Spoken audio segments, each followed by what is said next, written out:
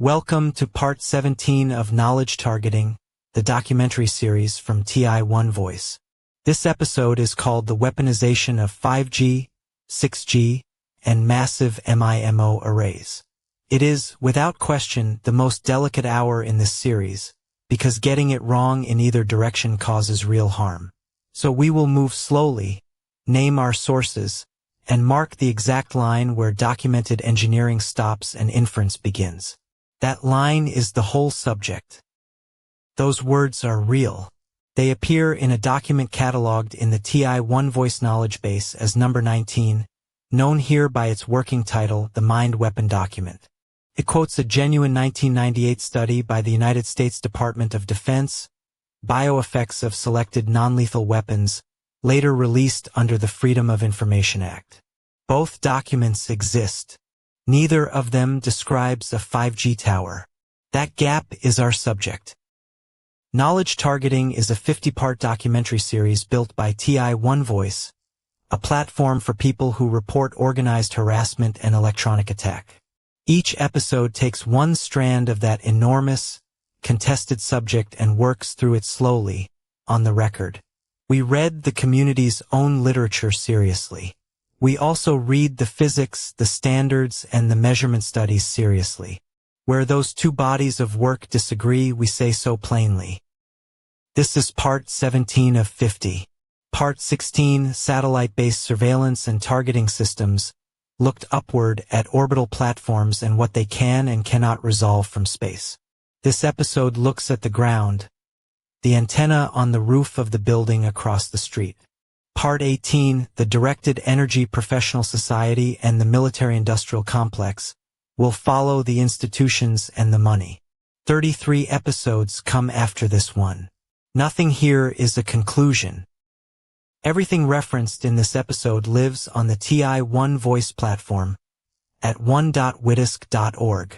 There you will find the evidence library, where members log incidents with timestamps, the knowledge base, several thousand catalog documents, studies, and declassified reports, and the community wall, where targets and researchers talk to each other. The platform is free to join. The documents behind this episode are all there, and you can read them yourself. The series also runs continuously on TITV, our 24-hour live stream, at meet.witisk.org, under public TITV. Episodes play in rotation there alongside interviews and community broadcasts, so you can drop in at any hour.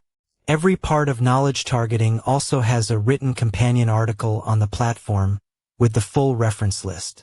If a number or a citation goes past too quickly here, the article holds it still. This episode was assembled by retrieval over that knowledge base the technique engineers call retrieval augmented generation. A question is put to the archive returns the passages that match, and a human editor decides what survives. Retrieval is loose by design, so it also returns near misses. Every passage used here was checked back to its source document before it reached the script. Where the archive had nothing, we say the archive had nothing. 3 registers run through this episode, and they must never merge. Demonstrated: a named standard, a published study, an author, and a year. Filed: a patent, a contract, a spectrum application which proves that somebody wrote a document, not that a weapon exists. Claimed: the assertion that 5G infrastructure is being used to target individuals, carried by testimony and by inference. We will label every statement as one of those 3. A word to targets watching. Nothing in this episode tells you what is or is not happening to you. We are not diagnosing anyone, and we are not dismissing anyone. What we are doing is checking one specific claim against the published engineering, because a case that rests on a weak technical argument is easy to knock down. Removing the weak argument does not remove your experience. Protects everything else you are saying. The chapter divides into 7 sections, and the shape matters. First, the full engineering floor, how mobile networks evolved and why massive MIMO exists at all. Second, the 1998 Pentagon report, read for what it actually says. Third, the extrapolation itself tested against real numbers. Fourth, the 2020 massed fires. Fifth, how to ask a disciplined question. Sixth, the anatomy of the claim. And seventh, what the chapter's discipline actually protects. So we begin with the quote itself because everything on the weaponization side of this argument leans on it. The sentence is not fabricated. It was not invented by the community. It comes out of a real Pentagon literature review, and the effect it describes, neurons made to fire by an external field, was a real laboratory observation. The question is not whether the sentence is genuine. It is what the sentence is about. Bioeffects of Selected Non-Lethal Weapons was compiled for the United States Department of Defense in 1998 and released years later under the Freedom of Information Act. It is a survey of candidate effects, not a deployment manual, laser dazzlers, acoustic devices, and a section on radio frequency. The knowledge base holds it as Document 19. Read it and you find laboratory conditions stated on nearly every page. Those conditions are the part that later readers drop. Set the two devices side by side. The laboratory source produces 100,000 volts per meter for 1/1,000,000th of a second, from pulse power equipment that fills a room under a safety protocol into a prepared sample. The base station on the rooftop radiates continuously at tens of watts, across a whole neighborhood, licensed and inspected. They share a vocabulary. They do not share a physics, a purpose, or a power budget. Hold that number for a moment. 100,000 volts per meter. A nanosecond is 1/1,000,000th of a second, the time it takes light to cross about 30 centimeters. Neither figure has any counterpart in commercial telecommunications. Consumer network equipment does not generate pulsed fields of that amplitude, and it is not built to. When the quote travels without those two numbers attached, it stops meaning what the report meant. Now the established science stated plainly. 5G and 6G are non-ionicing radio. The photons carry far too little energy to break chemical bonds, which is the mechanism behind ionicing radiation harm. Exposure is capped by limits from the International Commission on Non-Ionicing Radiation Protection and, in the United States, the FCC, limits set well below the level at which tissue heating begins. Millimeter waves are absorbed within the outermost millimeter or so of skin. Beamforming is real engineering and it does exactly one thing. It combines many small antennas so their signals add up in the direction of a handset that is already talking to the network. The handset's own uplink tells the array where to point. It steers toward a device, not toward a person, and at consumer power levels it cannot deliver damaging energy. Millimeter wave does not reach the organs or the brain. In 2020, this argument left the internet and set fire to things. Dozens of masts burned across Britain and mainland Europe, and telecommunications engineers were threatened and abused in the street. The campaigner Mark Steele had said in 2019, in his words, 5G is a weapon system, nothing more, nothing less. Say this plainly. Nothing in this episode is a warrant for damaging equipment or confronting a worker. Not one line. Separately and honestly, there are real open questions here, and they are not the targeting claim. Long-term epidemiology at millimeter wave frequencies is thin because widespread exposure is recent. Whether current limits, built around heating, adequately cover non-thermal effects is argued in the peer-reviewed literature. Industry funding of research is a legitimate concern with a documented history. Those questions deserve pressure on regulators. They do not add up to a personal weapon. To judge whether an antenna array could be a weapon, you first have to know why it exists. Massive MIMO was not designed in a secret meeting. It is the endpoint of 40 years of accelerating data demand, across 5 completed generations of mobile technology and a 6th now in research. Each generation solved the previous generation's bottleneck. The arrays on lampposts today are the answer to a capacity problem, not an ambition. The first generation was analog and nobody called it that. They called it a car phone. The advanced mobile phone system launched in America in 1983 in the 800 MHz band. Each call swallowed a whole 30 kHz channel. The antenna was one vertical element radiating in every direction, like a light bulb, not a flashlight. The capacity crisis was already coming, and by the late 1980s the industry knew it. The analog era gave the world the mobile phone, but it gave it grudgingly one conversation per channel. What came next was not a better radio. It was a different idea about what a radio channel is. From 1991 onward, engineers stopped moving voices as waves and started moving them as numbers. Every capability discussed later in this episode, including the beam that tracks your handset, begins with that single decision. The global system for mobile communications reached European networks in 1991 and spread worldwide across that decade. Its trick was time. A single frequency channel was sliced into repeating slots, each a few milliseconds long, and different callers were assigned different slots. Nobody noticed the gaps because speech tolerates them. One carrier that had once carried a single analog conversation now carried roughly 8. That gain came from arithmetic, not from new spectrum. Hold those two numbers side by side, because they set the pattern for everything that follows. One analog carrier, one call. One GSM carrier, about 8 calls, in exactly the same slice of bandwidth. An order of magnitude, bought with signal processing rather than with new licenses. Every generation since has repeated that move. Squeeze more bits through the same channel by getting cleverer about how bits are encoded, timed, and routed. It matters who wrote that standard and what they were worrying about. GSM came from a consortium centered on the European Telecommunications Standards Institute, with heavy contributions from engineers at Ericsson, Nokia, and Siemens. Their problems were error correction, voice compression, and the handshake that lets a phone register with a foreign network when its owner crosses a border.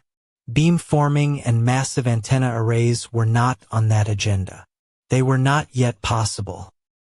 The third generation arrived in the early 2000s with a different ambition. Data, not just voice. The Universal Mobile Telecommunications System was standardized by the Third Generation Partnership Project, the industry consortium known as 3GPP, which has governed every generation since. It used code division multiple access, a technique borrowed from military spread spectrum communications. Many users shared one frequency at once, each tagged with a unique digital code the receiver could pull back out. Third generation also exposed a wall that no engineer can argue with. In 1948, at Bell Labs, Claude Shannon proved that a channel of given bandwidth and given signal-to-noise ratio has a hard mathematical ceiling on the bits it can carry. Better coding and better modulation take you closer to that ceiling. Nothing takes you past it. By the late 2000s, dense city networks in the largest markets were pressing against it. Smartphones arrived, and then video. A use case that barely existed when fourth generation was being designed became the dominant consumer of cellular bandwidth. Video calling, cloud gaming, augmented reality, and dense sensor networks all queued up behind it. Operators faced a simple accounting problem. Demand was climbing exponentially. Spectrum is finite, licensed, and expensive. Coding was already close to Shannon's ceiling. Only one degree of freedom was left, and it was space. The answer engineers reached for was physical. If you cannot send more bits down one path, send them down several paths at once. That means putting more antennas into the same small volume of steel and plastic on a rooftop, and then using them in a way nobody had deployed commercially before. That decision is the root of everything this episode examines, and it was taken for capacity in public in a published standard. So the fourth generation was designed around a different question. Not how do we encode a voice more efficiently, but how do we use the physical space around an antenna as a resource? Long-term evolution, the standard almost everyone still calls 4G, is where two ideas enter commercial networks that matter enormously for the rest of this episode. One is orthogonal frequency division multiplexing. The other is multiple input, multiple output antennas, universally shortened to MIMO. 3GPP froze long-term evolution in Release 8 in 2008, and networks went live from 2010. Instead of one wide channel, LTE splits the bandwidth into hundreds or thousands of narrow subcarriers, each carrying a fragment of the data stream in parallel. That sounds like a bookkeeping change. It is not. It transformed the worst problem in urban radio, the echo, into something the receiver could actually put to work. In a city, a radio signal never arrives once. It arrives many times, bouncing off buildings, each copy delayed by a fraction of a microsecond. For decades, that was corruption to be suppressed. With many narrow subcarriers, the receiver can instead reconstruct the original from the combination of direct and reflected paths. The echoes stop being damage and start being information. Hold on to that inversion because massive antenna arrays depend on it completely. The mathematics came first. At Bell Labs in 1996, Gerard Foschini published the layered spacetime architecture, and Emre Teletar followed in 1999 with the information theoretic capacity of multi-antenna links. Their central insight was counterintuitive. Each distinct propagation path between a transmit antenna and a receive antenna is effectively an independent channel, so the capacity of the link scales with the number of such paths. Multipath, the engineer's oldest nuisance, was now a countable resource. The vocabulary hardened quickly, and it is worth learning because the community literature reuses these words with very different meanings attached. The knowledge base entry on 4th generation records that LTE supported 2x2, 4x4, and 8x8 configurations, and that later releases added beamforming, phased arrays directing a signal toward a specific handset rather than broadcasting in all directions. Note the word handset. That distinction will matter later. The array steers toward a radio that is talking to it. 4x4 MMO bought the industry roughly a decade of room, and by the middle of the 2010s that room was gone. The 5th generation's answer was not a new modulation scheme and not a new multiple access technique. 3GPP froze new radio in Release 15 in 2018, and commercial networks lit up from 2019. The change was scale. MIMO grown from a handful of antennas to dozens and beyond. The scale is the whole story. The workhorse configuration is written 64T64R, 64 transmit and 64 receive elements, arranged in a cross-polarized grid, 128 physical antenna elements on a single panel about the size of a large suitcase. That panel can create dozens of independent spatial streams at once. Each user on the cell receives the full benefit of the bandwidth, as though nobody else were on the channel. Same frequency, same moment, different directions. The arithmetic here is unusual, and it is the reason engineers call this a phase change rather than an improvement. Cell capacity scales roughly with the number of antennas, not with the logarithm of that number, up to the limits set by active users and the richness of the multipath. So 4 antennas against 64 is not 16 times the throughput. It is the difference between a cell that saturates at peak hour and one that does not. Put the two cells beside each other and the design intent is plain. Both are built to carry traffic. Both are described in a public standard anyone can download from 3GPP. The knowledge base entry on massive MIMO calls it, plainly, the backbone of modern cellular networks. The change from left to right is a capacity change, driven by demand that operators documented years in advance and regulators approved in license conditions. Now the guardrail stated plainly because it constrains everything that follows. 5G and 6G are non-ionicing radio. The photons carry far too little energy to break chemical bonds. Exposure is capped by the International Commission on Non-Ionicing Radiation Protection and, in America, by the FCC. For the general public above 2 GHz, 10 watts per square meter, a limit set 50 times below the level at which any established effect appears. Against that, the community literature is emphatic. In a widely circulated 2019 interview held in the Knowledge Base, the British anti-5G campaigner Mark Steele declares, quote, "5G is a weapons system, nothing more, nothing less. Report it accurately, then measure it. Millimeter wave energy is absorbed within the outer millimeter of skin. It does not reach organs or brain. At consumer power levels, a base station cannot deliver damaging energy. That is measurement, not opinion. That is the engineering arc. 70 years from Shannon's ceiling to a suitcase-sized panel with 128 elements. It was built for capacity in public under exposure limits that regulators enforce. Nothing in it is a reason to damage a mast or threaten the engineers who maintain one. The open questions are real and separate. Long-term epidemiology, the adequacy of the standards, industry influence on research.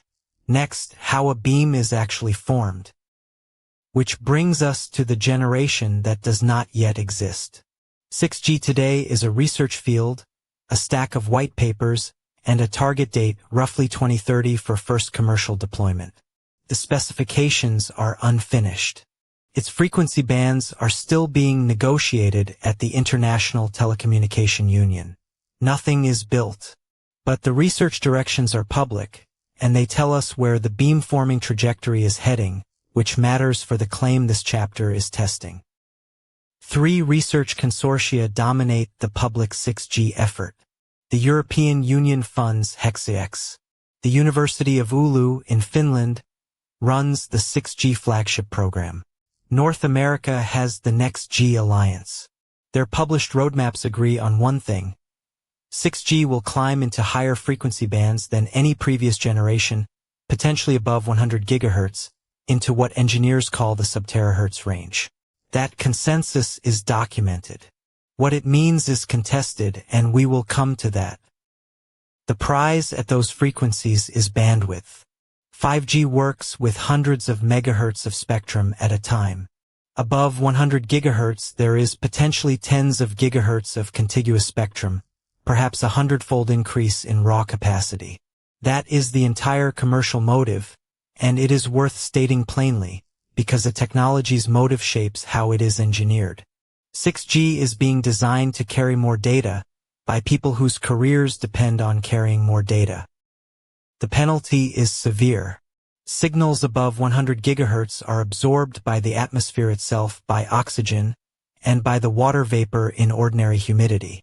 They are stopped by brick, by plasterboard, by ordinary window glass. They do not bend around corners the way lower frequencies do. They are effectively line of sight. A 6G signal that cannot reach through a wall is not a promising instrument for reaching a person inside a house. That constraint cuts both ways. The engineering answer to bad propagation is, predictably, more antennas. A 5G massive MIMO panel might carry 128 radiating elements. A 6G panel working at 140 gigahertz could carry thousands, in the same physical footprint, because each element shrinks with the wavelength it radiates. This is not a new kind of physics. It is the same physics, scaled. But the scale is what alarms people, and the alarm deserves a straight answer. Here is the alarm in its strongest public form. A British campaigner told an interviewer in 2019, "5G is a weapons system, nothing more, nothing less." That claim and others like it circulated widely. In 2020, masts were set on fire across Britain and Europe, and engineers doing maintenance work were threatened in the street. We report the rhetoric because it exists. We do not endorse it, and nothing in this series justifies harming infrastructure or people. So let us put the established science down plainly. 5G and 6G are non-ionicing radio. At 100 gigahertz, a photon carries about 4/10,000ths of an electron volt. Breaking a chemical bond takes roughly 10 electron volts, more than 20,000 times as much. Exposure limits from ICNIRP and the FCC are built around tissue heating, and street-level measurements near base stations typically land hundreds of times below them. That is the floor everything else has to clear. None of that closes every question. Long-term epidemiology at millimeter wave frequencies is thin because the exposure is new and cancer studies need decades. Critics argue that heating-based limits may not capture non-thermal effects, and that argument has serious scientists on both sides. And a large share of radiofrequency bioeffects research is industry-funded, which is a legitimate thing to scrutinize. Those are real open questions. They are separate from the claim that masks target named individuals. With the physics floor established, we can look at the machine itself. The phrase that carries most of the weight in this debate is massive MIMO, 3 words, each with a precise technical meaning that popular discussion tends to blur. Getting those meanings right is not pedantry. Almost every version of the weaponization claim depends on one of them being misread. So we take them apart one word at a time before testing anything. Multiple input, multiple output means antennas at both ends of the link, creating several independent propagation paths that can carry separate data streams at the same time. Massive means scaling the base station side far past the handful used in 4G, dozens, and now more than 100, until the statistics of the radio channel simplify in mathematically convenient ways. Single-user MIMO serves one device. Multi-user MIMO separates several devices spatially. Here is the sentence to carry out of this section. The additional antennas are not amplifiers.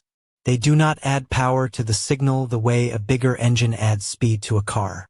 What they add is degrees of freedom, spatial dimensions along which the power the transmitter already has can be shaped, steered, and shared between users. A massive MIMO base station under a fixed regulatory power limit cannot exceed that limit by adding antennas. Shaping versus amplifying. Directing versus intensifying. That distinction is the most important piece of engineering context in this entire chapter, and it is the one most often lost in the language of massive antenna arrays. Adding elements lets the station use the power it has more efficiently. Better coverage, more simultaneous users, less energy wasted in directions where nobody is standing. It does not conjure watts that were never licensed. Efficiency is not the same as force. The theory is not new and it is not secret. Multiple antenna radio grew out of work at Bell Laboratories in the 1990s, entered consumer equipment with the 802.11n Wi-Fi standard in 2009, became routine in 4G, and is now core to 5G new radio. The knowledge base cites the standard references: Marzetta and colleagues, Fundamentals of Massive MIMO, Cambridge University Press, 2016, and Larson and colleagues in IEE Communications magazine. The steering mechanism is older still. Phased array radar has been steering beams electronically since the 1960s, tracking aircraft and missiles with no moving parts at all. That military heritage is exactly why the beamforming as weapon claim has surface plausibility. The same physics that aims a high-power radar beam at an incoming warhead aims a low-power radio beam at a subscriber's handset. The question was never whether the physics exists. It is what the physics is being asked to do. Mechanically, it is simple. Fire the same signal from several elements and the field at any point is the sum of the arrivals. Where the distances match, the waves add. Where they differ, they partly cancel. Now delay each element by a controlled fraction of a nanosecond, measured in picoseconds, and the combined wavefront tilts. Change the delay pattern and the beam sweeps somewhere new. Do that hundreds of times a second and it tracks a walking user. So do the arithmetic that settles it. A 100-watt transmitter feeding a 64-element array with perfect beamforming delivers, at most 100 watts of total radiated power. Concentrated into a narrow beam, yes. Still 100 watts. The total is the sum of what is fed to each element, minus losses in the feed network and the elements themselves. Beamforming is a redistribution, not a reservoir. Nothing in the array manufactures energy the transmitter never had.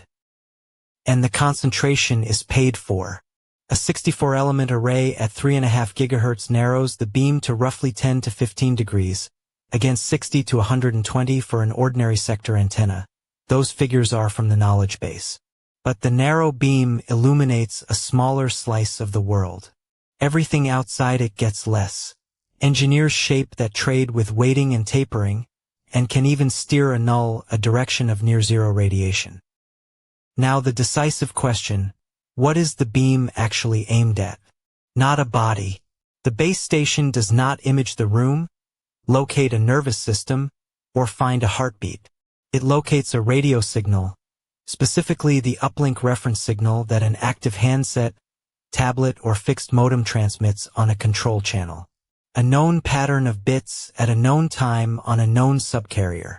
The array measures how that pattern arrives. From the amplitude and phase at each receiving element, the station estimates the spatial signature of the channel and computes the transmit weights that maximize signal strength at that device.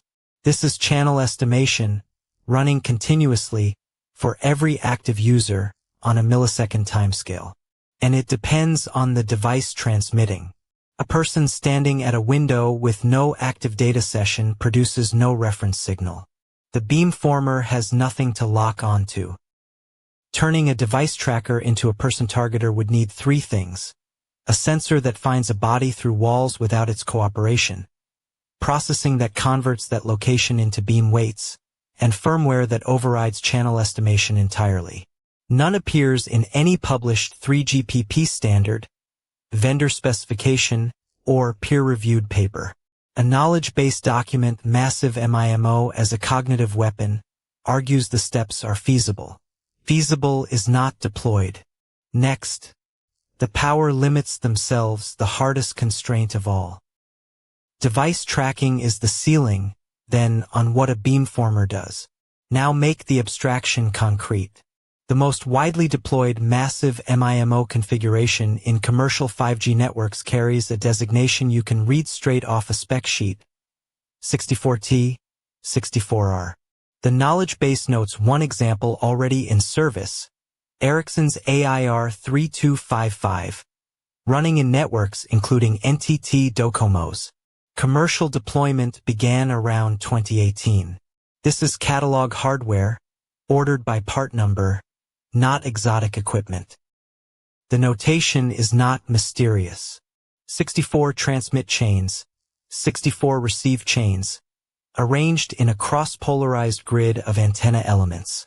Cross-polarization means every physical position on the panel holds two elements, one oriented vertically, one horizontally, transmitting and receiving on both polarizations at once. That doubles the number of independent spatial streams without adding a single new position on the grid. It is a packing trick, and it is ordinary antenna engineering. Do the arithmetic and you get 128 physical antenna elements on a single panel. That number is worth holding, because it is the number that sounds alarming when it is quoted without context. 128 radiating elements. It is also the number printed in vendor datasheets and in the regulatory filings submitted for type approval, which is our second register. A filing proves a filing. This one proves a certified civilian radio. Physically, the panel is unremarkable. Roughly 7/10 of a meter by half a meter, about the size of a large suitcase, weighing perhaps 25 to 40 kilograms, bolted to a mast, a rooftop, or a street-level small cell fixture. A fiber optic cable runs down to a baseband unit at ground level, and that gray box does the real computation, channel estimation, beamforming weights, and the modulation of user data. You have walked past hundreds of them. The panel carries the radio frequency power amplifiers, one behind each transmit chain. Each is rated at a few watts at most. The exact figure varies by vendor and by band, but the order of magnitude is 200 milliwatts to 2 watts per element. Across the entire array, total radiated power lands on the order of tens of watts. Tens of watts. Hold that figure, the next comparison depends on it. Set that against the threshold from the 1998 Pentagon report, which we will read in full shortly. That report's neuron disruption effect needed a field strength around 100 kilovolts per meter, delivered as a nanosecond pulse. A commercial 5G base station is not merely below that. It is below it by multiple orders of magnitude, and the gap is not a matter of restraint. It is enforced by law. That is the comparison stated plainly. It is worth being blunt about the physics here, because the stakes are real. 5G and 6G are non-ionicing radio.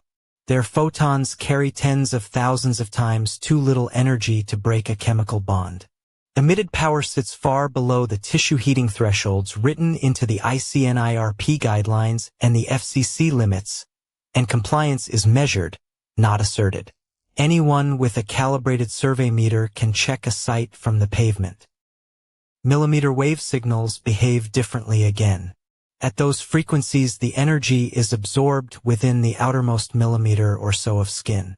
It does not penetrate to organs, and it does not reach the brain. And none of the figures in this section are secret. They sit in vendor specifications, in type approval filings, and in the published engineering literature on 5G radio design. Anyone can look them up. That openness is itself part of the evidence.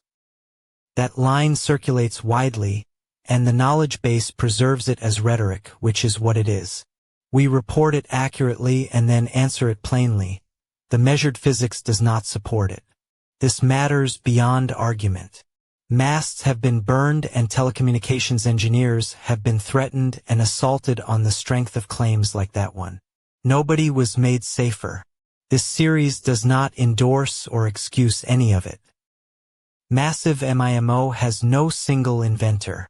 It emerged from a convergence of information theory, practical antenna design, and the standardization work of the 3GPP process, a distributed international collaboration of the kind that produces most modern telecommunications. But several people made contributions large enough to name, and naming them does something specific for this chapter.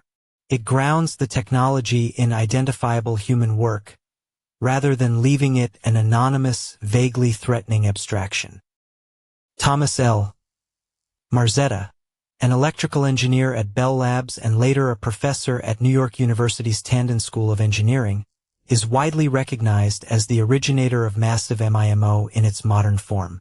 The paper is dated 2010, published in the IEEE Transactions on Wireless Communications, and its title tells you the ambition: non-cooperative cellular wireless with unlimited numbers of base station antennas. It is a capacity paper, and every word concerns carrying more data. What Marzetta proved is worth stating carefully. As the number of base station antennas grows large relative to the number of active users, fast fading averages out, and so do interference and uncorrelated noise. What remains is one residual limit called pilot contamination, interference between users in different cells who happen to be assigned the same pilot sequence. That was not a product. It was a ceiling. His later work brought that ceiling down to buildable hardware. Eric G. Larsson, professor of communication systems at Linköping University in Sweden, has been among the most prolific contributors to this literature. He co-authored the field's foundational textbook, Massive MIMO Networks, Spectral, Energy, and Hardware Efficiency, published in 2017 with Marzetta and Wei Yu. The knowledge base also lists fundamentals of massive MIMO from Cambridge University Press in 2016. His own papers concern channel estimation, power allocation, and hardware impairments. Not one of them concerns bioeffects. Larsson's work insists on something that matters directly to our question. One of the central claims of the massive MIMO literature is that the technology delivers the same total throughput as a conventional base station while radiating less total power, because beamforming gain lets each individual link operate at lower transmit power. 15 years of engineering effort went into pushing emitted power down. That pushes in exactly the opposite direction from the weaponization hypothesis. Fredrik Tufvesson, a professor at Lund University in Sweden, led some of the most important experimental validation of all this, including the widely cited Lumami testbed, a 100-antenna massive MIMO array built at Lund to characterize real channel properties, beamforming accuracy, and user capacity. His measurements, published across dozens of IE papers through the 2010s, showed the theoretical gains surviving contact with real multipath, real mobility, and real imperfect hardware. What unites these three, and the dozens of others in the references of any massive MIMO survey, is the subject matter of their published work: capacity, efficiency, signal processing. Not bioeffects, not non-lethal weapons, not neuron disruption. Their conferences are the IEEE communications meetings and Asilomar, not directed energy symposia. Their funders are science foundations, the European Research Council, corporate laboratories. This does not prove repurposing is impossible. It establishes what any such claim must overcome. Now to the document at the center of the weaponization claim.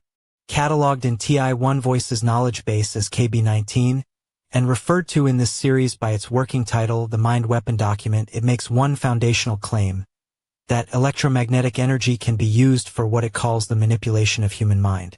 And it grounds that claim in real physiology, which is precisely why it deserves careful reading rather than dismissal. The physiology it stands on is textbook, and none of it is controversial. Neurons communicate through electrochemical impulses. The heart contains its own bioelectric pacemaker in the sinoatrial node. The peripheral nervous system carries information as electrical signals traveling along myelinated axons. Open any first-year medical text and you will find all three. So far, the document is standing on ground that no physiologist would dispute. That is exactly what makes the next step hard to see. Here is where the chapter has to slow down. The leap is from the body runs on electrical signals to electromagnetic energy can be used for manipulation of the human mind. To make it, the document frames the human body, in its own words, as a system of data processors, a computer receiving a signal over a network interface that an outside transmitter could deliberately write to.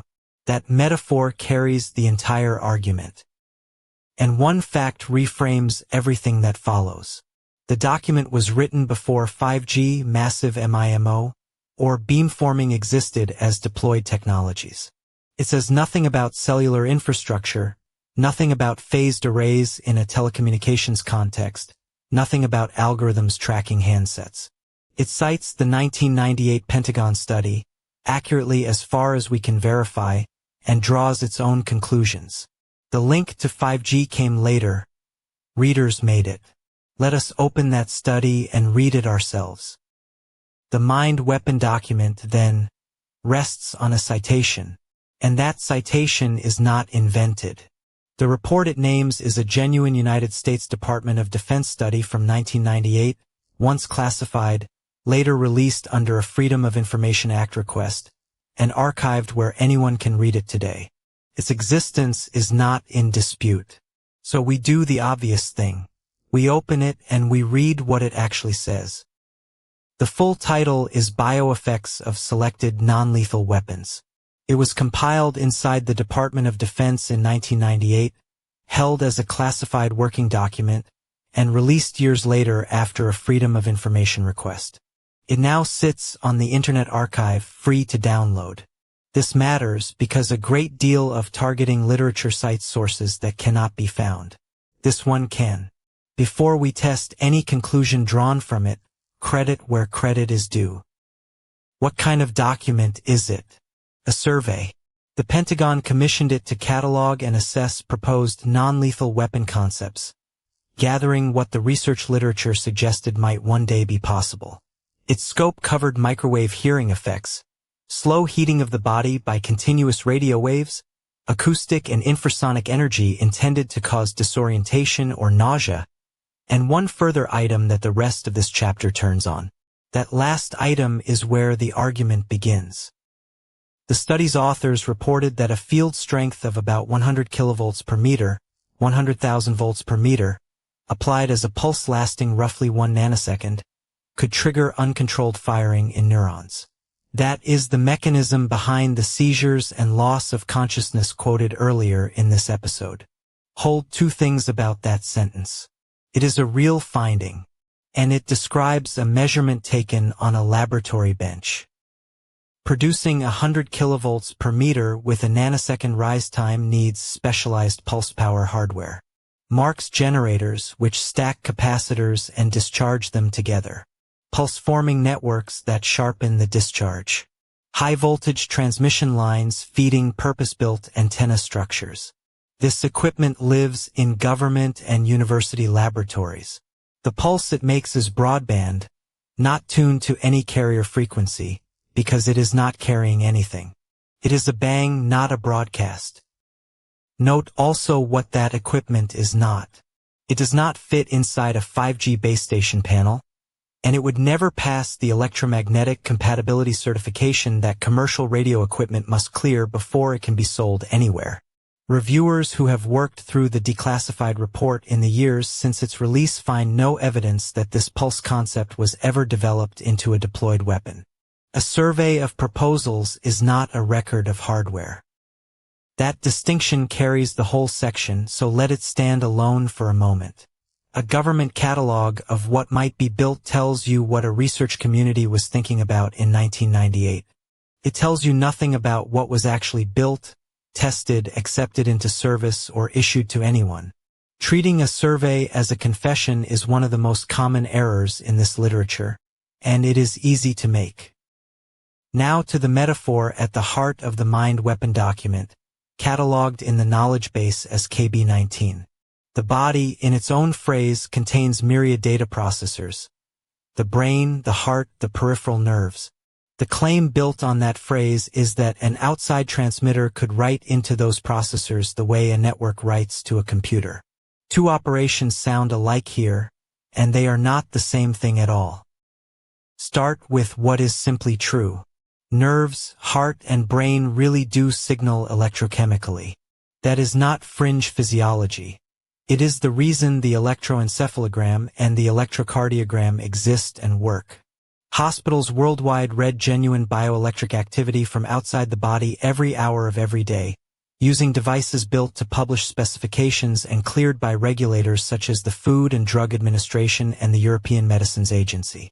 So far, the document is on solid ground. Magnetoencephalography goes further still. It detects the brain's magnetic fields from outside the skull, using superconducting sensors inside a heavily shielded room. Remarkable engineering and still entirely listening. Now compare that with the claim, covertly writing new signals into one named person's nervous system, from a distance, through walls without their knowledge, using ordinary telecommunications equipment. One of those is a hospital. The other has no public demonstration at all. None anywhere in the open literature. It is worth naming the discipline being applied here, because it runs through the whole episode. Demonstrated means a named study, a published method, a result others have reproduced. Filed means a patent or a contract exists, which proves a filing, and proves nothing else. Claimed means testimony and inference, reported faithfully and labeled as claim. The mined weapon document's power comes from letting those three slide quietly into one another. Before going further, the settled science said plainly. 5G and 6G use non-ionicing radio waves. The photons carry far too little energy to break chemical bonds, and licensed power levels sit well below the thresholds for warming tissue. Millimeter wave signals are absorbed within roughly the outermost millimeter of skin. They do not reach organs or brain. Exposure ceilings are set by ICNIRP and the FCC, and compliance is measured, not assumed. Real physiology supports the metaphor. It does not, by itself, support the weapon. Now grant the 1998 finding in full anyway. A second gap opens at once, and this one is geometry rather than paperwork. The report describes an effect produced under controlled conditions. A specific field strength, a specific pulse duration, applied to tissue on a bench, inside a shielded enclosure, close to the antenna. That configuration is doing a great deal of quiet work. This is how bioelectromagnetics research is actually done. The field strength is known because a calibrated probe measures it at the exposure site. It is not inferred from a transmitter's rated power and a guess distance. The sample sits centimeters from the antenna, in a fixed position, at a known orientation, inside a shielded enclosure that keeps everything else out. Every one of those conditions is doing something, and a real-world attack would have none of them. Follow the chain and watch where it stops.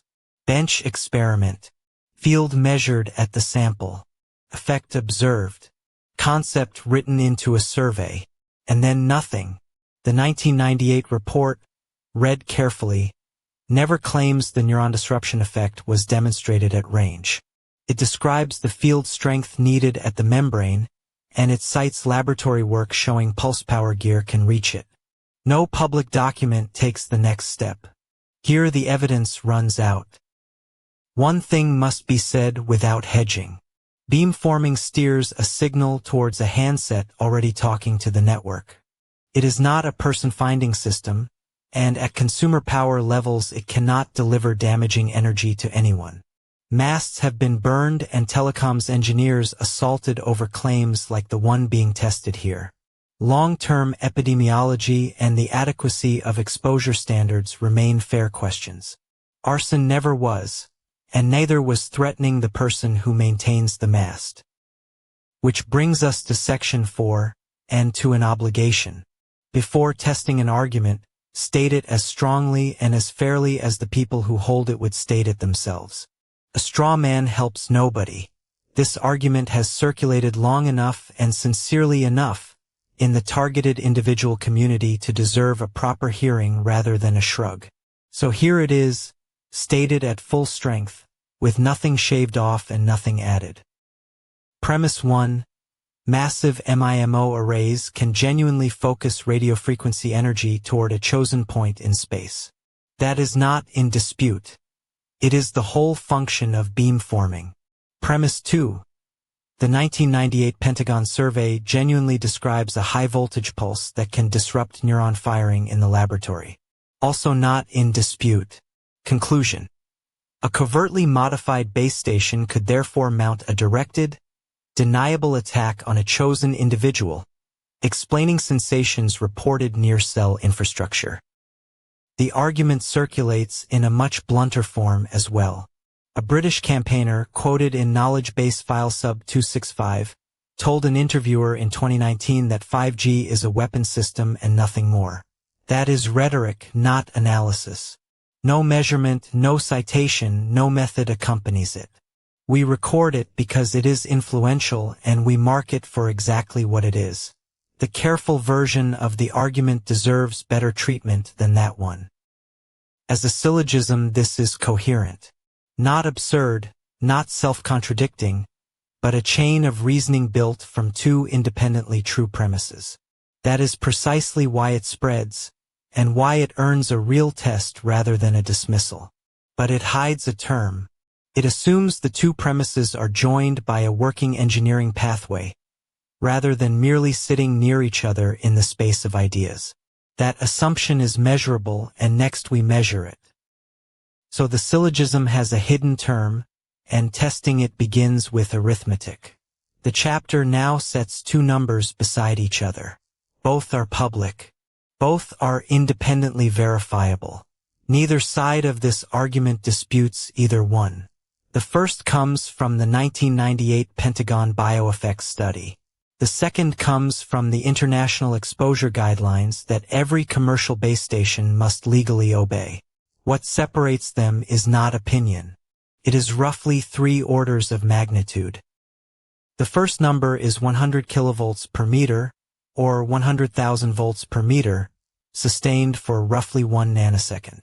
That is the threshold the 1998 report gives for triggering uncontrolled neuron firing. Read the definition carefully because it is where most summaries go wrong. This is not the voltage at the transmitter. It is the field strength that must appear at the position of the neuron itself, inside the body, for the effect to occur. The second number is the legal ceiling. For the bands 5G actually uses, roughly 600 MHz to 3.5 GHz for the first deployments, and 24 to 39 GHz for millimeter wave, The International Commission on Non-Ionizing Radiation Protection sets a general public reference level of about 58 to 61 volts per meter. That figure is measured at any location the public can reach, as a time-averaged root mean square value. Put them side by side. 100,000 volts per meter on one hand, about 60 volts per meter on the other. The gap is a factor of roughly 1,600 between 1 and 2,000 times. That is not a rounding error, not a difference of regulatory philosophy, and not something a careful reading can argue away. It is arithmetic performed on two numbers that neither side of this debate contests. It is fair to ask whether operators are simply trusted to stay beneath that ceiling. In many jurisdictions they are not.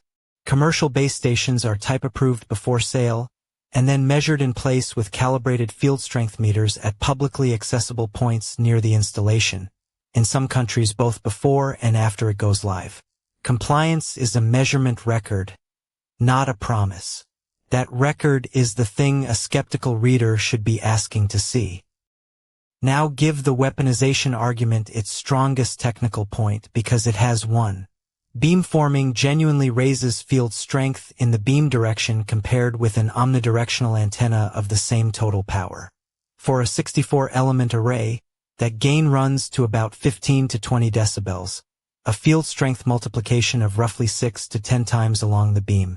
This is real, published engineering. The chapter concedes it fully and then asks what it buys. Take the worst case honestly. A station already sitting at its limit, about 60 volts per meter at the nearest public point, with a beam gain of 6 to 10, would put perhaps 360 to 600 volts per meter there. Above the limit, and that matters for compliance. But still 160 to 280 times below the neuron disruption threshold. Beamforming buys one order of magnitude. Two remain. The knowledge base holds the other register too. A 2019 interview archived there records the claim, quote, 5G is a weapon system, nothing more, nothing less, end quote. That is a declaration, not a measurement. No field strength survey, no instrument log, no published method accompanies it. It belongs in this chapter as evidence of what is being claimed and how forcefully, not as evidence of what a base station actually emits. This has to be said plainly because rhetoric of that kind has already had consequences. Masts have been set alight. Engineers doing routine maintenance have been threatened and assaulted.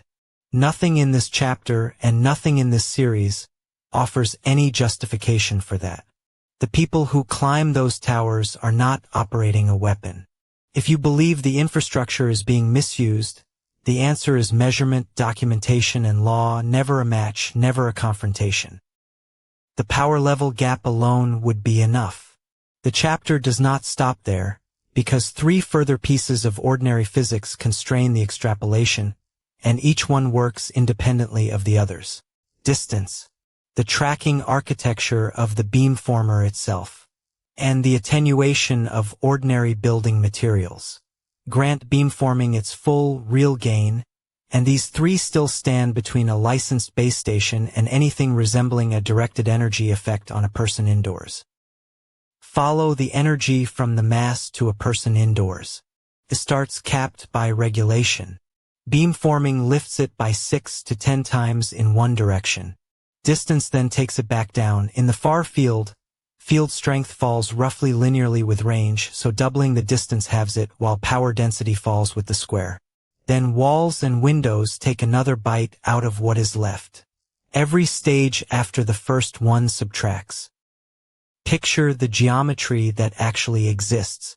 A base station on a rooftop, 30 meters above street level, perhaps 50 meters from the nearest occupied building. It has already traded away most of its near-field intensity before the beam reaches anybody at all. And the certification is done at the nearest publicly accessible point. So reaching someone further away with a neuron-disrupting field, while staying compliant close in, is physically contradictory. Second constraint, and it is the one people find most surprising. A commercial beamformer does not look for a person. It locks onto the uplink reference signal that an active handset is transmitting back to the network. Someone standing at a window with no transmitting device in hand is producing nothing for the beamformer to follow. Beamforming steers toward a radio, not a body. That distinction is the whole architecture. So what would a weaponized array actually need? 3 things, none of which appear anywhere in the public record. A sensor that locates a human body through a wall without that body cooperating. Control software that overrides the channel estimation loop with external targeting coordinates. And a description of either in some 3GPP standard, some vendor specification, or some peer-reviewed paper.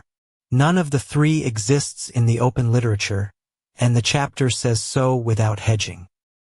Third constraint, buildings. A concrete wall attenuates a 3.5 GHz signal by 10 to 20 decibels, cutting field strength to somewhere between 1/3 and 1/10 of its free space value. Modern energy-efficient windows with metallic coatings, now common in homes and offices, take considerably more. That loss compounds with the distance loss, the gain ceiling, and the power limit. Each is modest. Multiplied together, they are not. The chapter now does something the debate rarely does. It states the mainstream scientific position in its own terms, with the same care it demanded of the weaponization argument.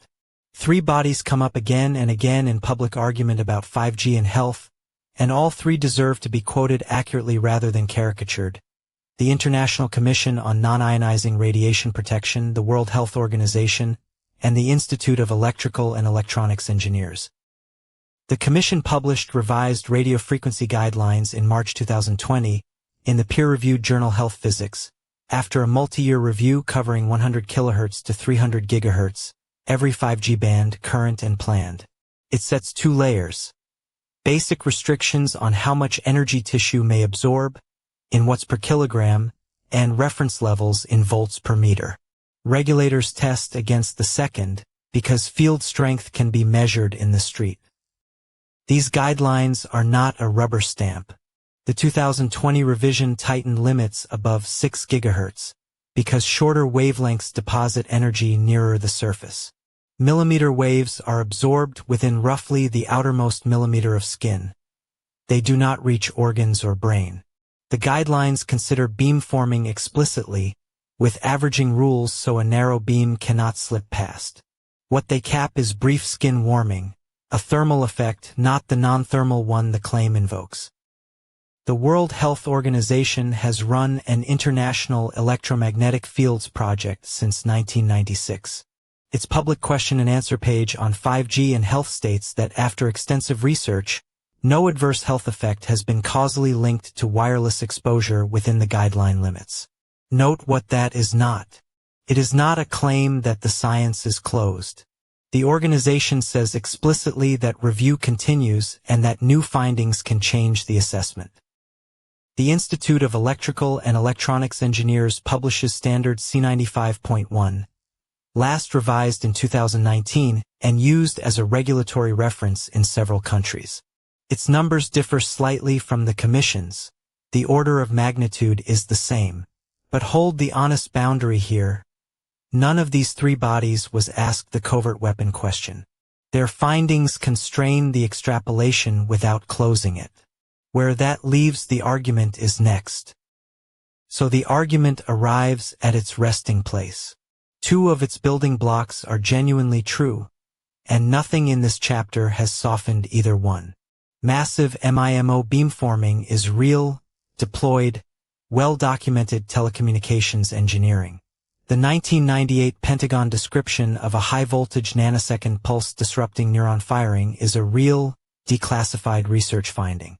What is missing is the third piece, the one that would join them. That piece has never been shown. Set the 2 columns side by side. On one side, what is demonstrated: base stations that steer radio energy toward handsets, published exposure standards, measured field strengths.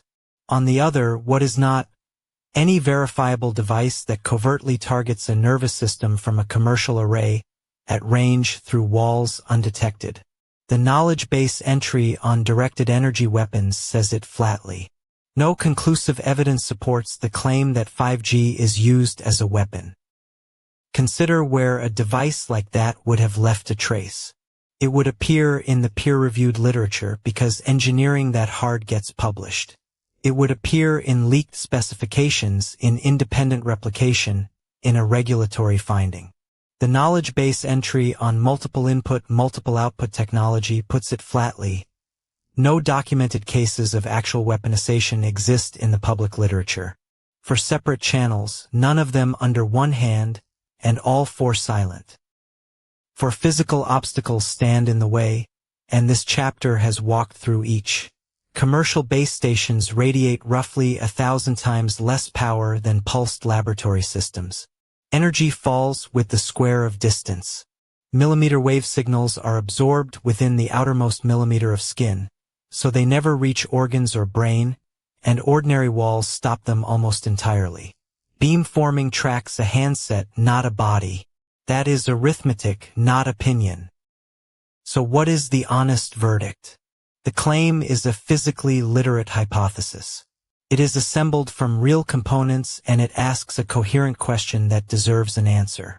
But it is not a demonstrated capability, and treating it as one costs something real.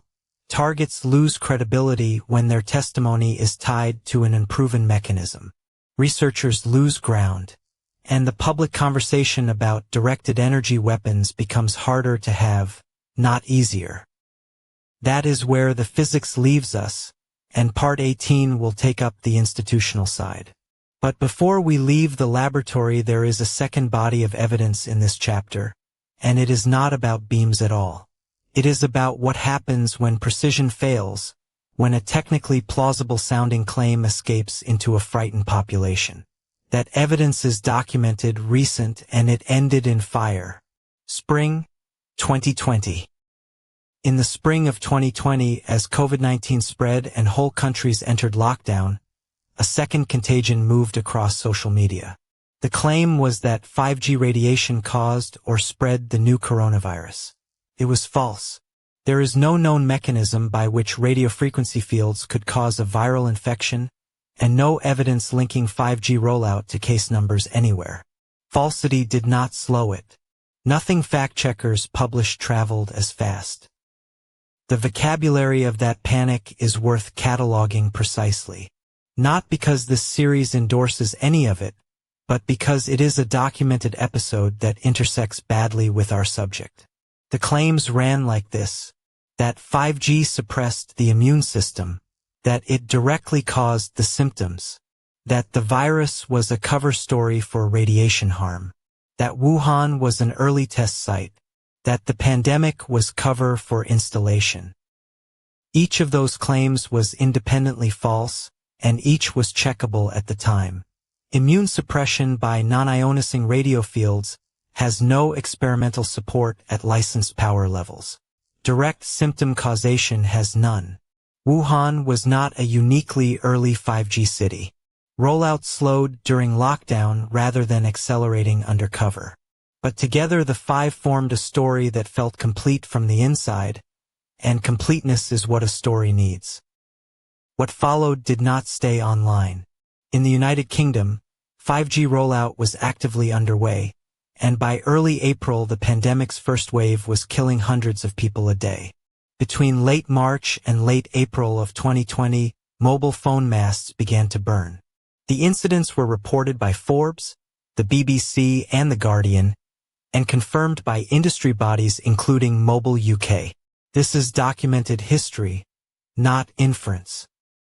At least 77 mobile masts across the United Kingdom were subjected to arson or vandalism in roughly 4 weeks, attributed by authorities to 5G and coronavirus conspiracy beliefs. The attacks were concentrated in England, with incidents recorded in Birmingham, Liverpool, Merseyside, and Belfast, among many other places. 77 is not a rounding error in a national network, and it is a floor rather than a ceiling. It is a wave, and it happened well inside living memory.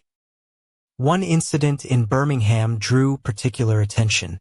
A tower serving the National Health Service's Nightingale Hospital, a temporary facility built to absorb COVID-19 overflow, was set on fire. British ministers condemned the act as especially reckless, because that tower supported emergency communications for a hospital treating the very illness the attackers believed they were fighting.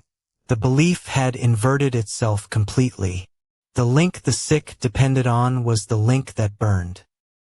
The official response was unusually direct for a conspiracy theory. A senior cabinet minister, Michael Gove, called the 5G and coronavirus theory, in his words, dangerous nonsense, at a government press briefing. The Department for Digital, Culture, Media and Sport convened meetings with the platforms, pressing for faster takedowns. YouTube, Facebook, and Twitter each announced changes, including removing videos that explicitly linked 5G to COVID-19. Removal speed became the measure. There is a detail here that matters more than it first appears. In several documented cases, the equipment destroyed was not 5G at all.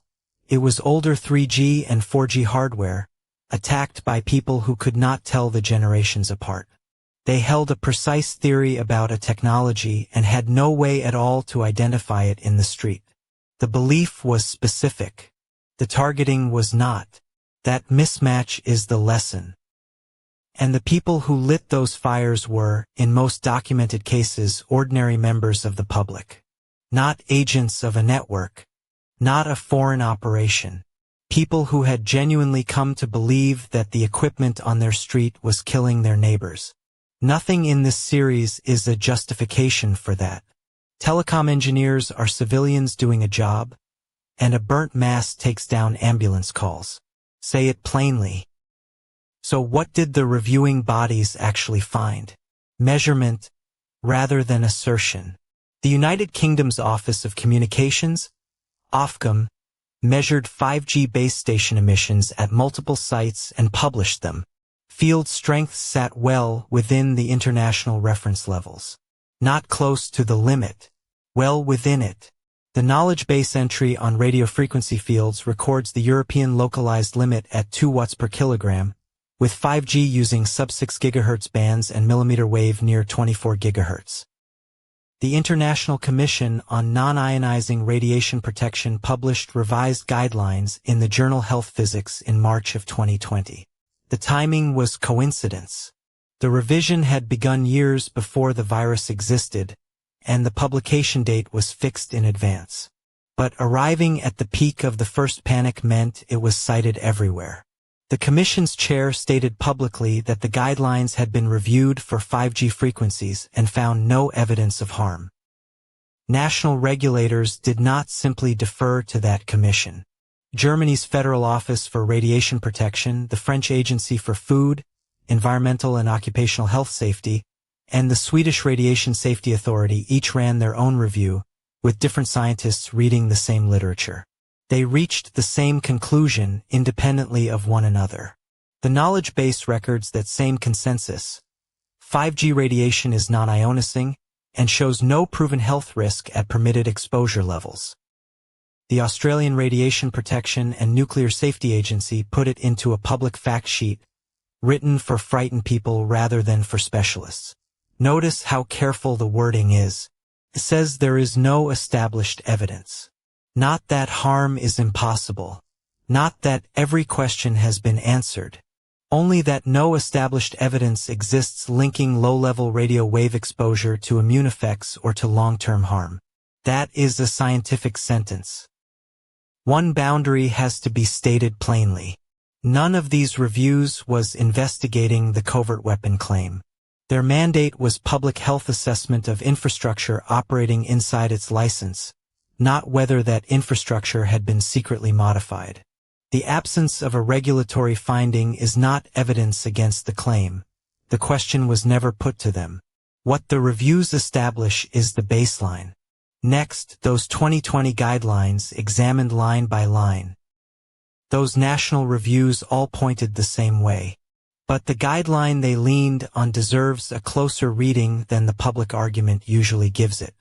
The 2020 revision was not a meeting, and it was not a vote on 5G. It was a multi-year review of the entire radiofrequency bioeffects literature, and the details of how it was done carry the weight of everything this chapter has argued so far. So begin with the process itself. ICNIRP is a commission of independent scientists, chosen for expertise in epidemiology, dosimetry, biophysics, and medicine. It works under published conflict of interest rules, and it put its draft guidelines out for public comment before finalizing them. You can disagree with the conclusion. What you cannot say is that nobody showed their working. Every step of that process is on the record, named, and open to challenge. It is the thing an unproven claim can never offer. The framework survived. The evidence underneath it did not stay still. Between 1998 and 2020, the volume of published research on radiofrequency bioeffects roughly tripled, epidemiology of mobile phone users, and laboratory work on animals and cell cultures. That is the material the commission had to weigh. Not a handful of papers to wave away, but a literature large enough that the weighing method mattered as much as the reading. A systematic review does not count studies. It weights them. Larger samples counted for more than small ones. Studies that characterized the actual exposure counted for more than studies that estimated it. Proper control groups counted. And above all, replication by an independent laboratory counted, because a result that only one team can produce is not yet a finding. Apply that filter and a very large literature becomes a much smaller set of solid results. The architecture stayed the same. At its core sit basic restrictions expressed as specific absorption rate, how much radio energy a kilogram of tissue takes up, averaged over the whole body and over small local volumes. Because you cannot put a probe inside somebody's head on a street corner, those restrictions are translated into reference levels. Electric and magnetic field strengths an engineer can measure outside the body with margin built in. The commission looked at the 5G bands specifically. Below 6 GHz, the first wave of deployment, and the bands where massive MIMO beamforming is most widely used, the older absorption rate framework still applied. What changed was the reference levels, adjusted to allow for the possibility of localized exposure from a steered beam. The regulator did not ignore beamforming. It wrote it into the compliance numbers, which is the opposite of not noticing. Above 6 GHz, the old measure stops fitting. At millimeter wave frequencies, nearly all the absorbed energy lands within a fraction of a millimeter of the skin, so averaging through a volume misdescribes it. The knowledge base entry on basic restrictions records the fix. The 2020 guidelines extended coverage up to 300 GHz and introduced absorbed power density, in watts per square meter, measured at the surface. It is a physics-driven change, not a loosening. Say it plainly because the stakes are real. 5G and 6G are non-ionicing radio. At licensed levels they sit far below the threshold for warming tissue, and millimeter waves stop in the outer skin without reaching organs or brain.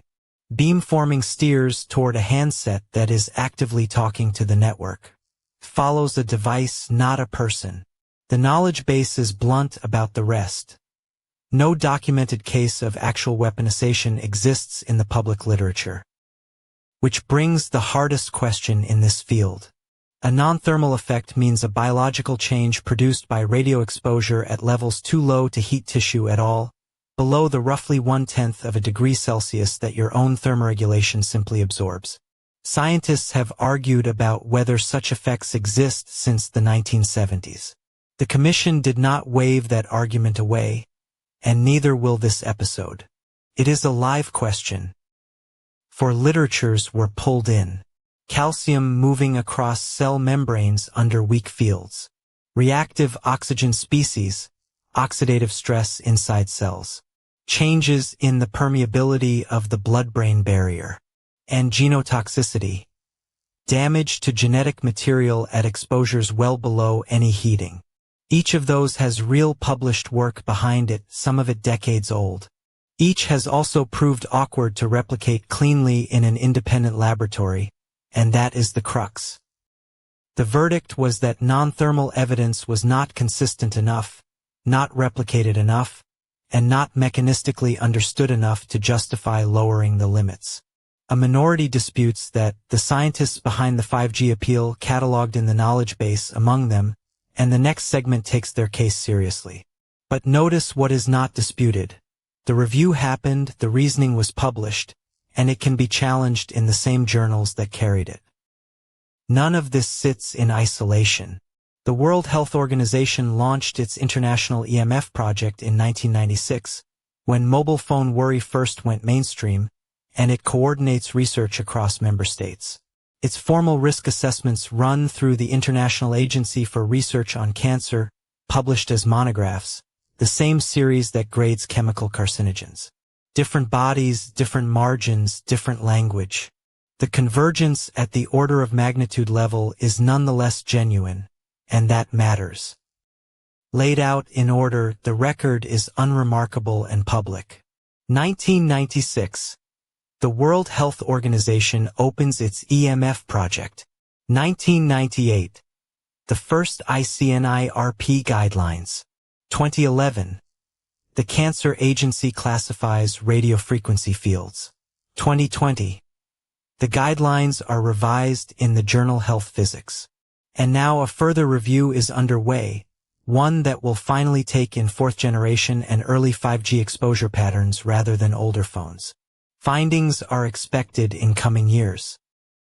In 2011, the Cancer Agency put radiofrequency fields in Group 2B, possibly carcinogenic to humans.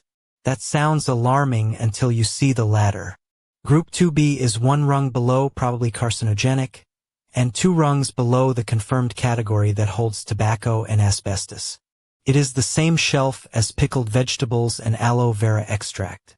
It means some evidence exists. It does not mean a hazard has been established. That distinction is routinely lost. The classification generated enormous coverage, and both sides of the 5G argument have been quoting it ever since as proof of danger or as proof of safety. It is neither. It reflects the epidemiology as it stood in 2011, drawn mostly from second and third generation phone users, and its own recommendation was continued research, not regulatory action. Read it as a bookmark, not a verdict. The updated review will move that bookmark. The other pillar is the Institute of Electrical and Electronics Engineers, whose international committee publishes the C95.1 exposure standard. The American Federal Communications Commission uses it as its regulatory reference, as do several other national regulators. The dosimetry differs from ICNIRPS. The occupational and public safety margins differ. Yet at 5G frequencies, the resulting field strength limits land in much the same place, by two separate routes. That convergence is evidence. It is not proof. Now the strategic question, addressed to the people this series is made for. The knowledge base catalogs the rhetoric. One widely circulated interview from 2019 insisting 5G is a weapons system, nothing more, nothing less. No evidence accompanies it. And when an unevidenced claim travels beside a documented one, the skeptic takes the exit. The journalist stops reading, the legislator stops calling, the juror decides early. One weak link discredits everything attached to it. The masts burned in 2020 persuaded nobody. The threats sent to telecoms engineers persuaded nobody. Those were crimes against people doing a job, and this series condemns them without qualification. Worse, for anyone with a real concern, they handed officials a reason to file every electromagnetic health question under delusion, the evidence-free coronavirus claim and the serious bioeffects literature swept into one bin together. The corrective is not silence. It is precision.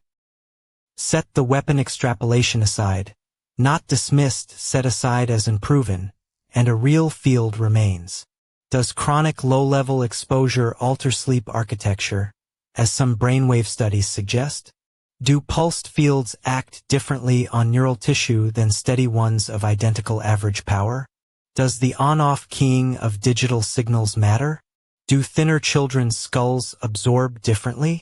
Each of those has a literature, and the literature disagrees with itself.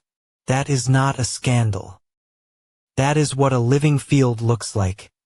Not consensus, but disciplined disagreement, argued through peer review and replication.